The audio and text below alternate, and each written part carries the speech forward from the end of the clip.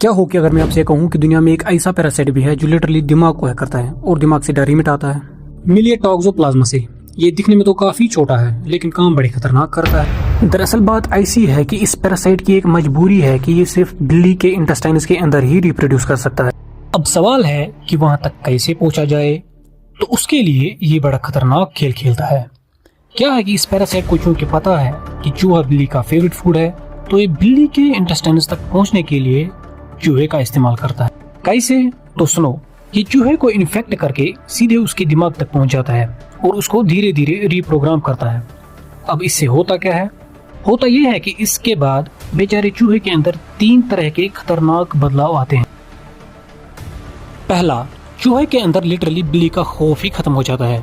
चूहे को ऐसा लगता है कि अब वो गोया शेर ही बन गया हो, तो अब बिल्ली से क्या ही डरना। दूसरा बदलाव, चूहा बिल्ली की स्मेल से अट्रैक्ट हो जाता है। वाओ, मतलब नॉर्मल चूहे को बिल्ली की स्मेल आते ही दुम उठा के भाग जाता है, पर यहाँ तो उल्टा अट्रैक्ट हो रहा है। तीसरा बदलाव, चूहा खुद को एक्सपोज करने लगता है।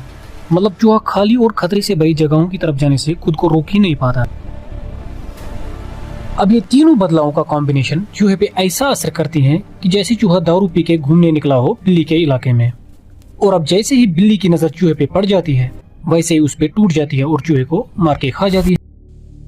अब बिल्ली तो शिकार से खुश है, पर उसे क्या पता कि उसने एक खतरनाक पैरासाइट का मिशन पूरा कर दिया है। अब ये पैरासाइट बिल्ली के इंटेस्टाइन में आराम से बैठ के रिप्रोड्यूस करता है। The parasites begin their slow, methodical replication deep within the villi. अब डरने वाली बात यह है कि ये इंसानों को भी इन्फेक्ट कर सकता है। इनफैक्ट एक रिसर्च से तो ये पता चला कि दुनिया की 1/3 आबादी ऑलरेडी इन्फेक्टेड है इस बला से।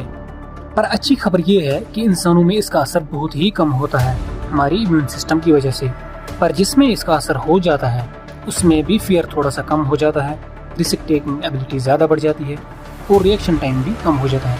इनफैक्ट देखा गया कि कार एक्सीडेंट्स में ड्राइवर की इन्फेक्टेड होने की प्रोबेबिलिटी 1/3 होती है।